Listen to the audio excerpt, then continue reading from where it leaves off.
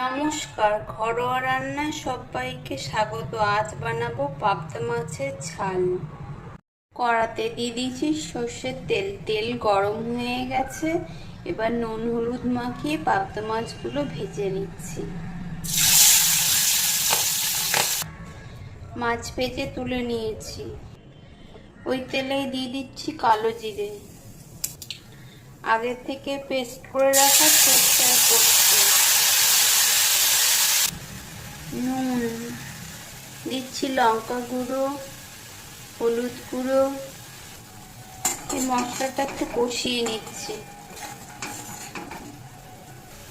মশলা থেকে তেল ছেড়ে গেছে, দিয়ে দিচ্ছি আগে থেকে ফেটিয়ে রাখা টক দই, দিয়ে দিচ্ছি বাটি ধোয়া জল।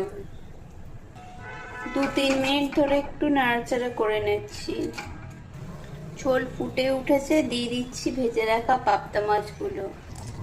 মাছ দিয়ে 2 মিনিট ফুটিয়ে নিচ্ছি। তেল ছেড়ে দিয়েছে, তৈরি হয়ে গেল পাবদা মাছের ঝাল।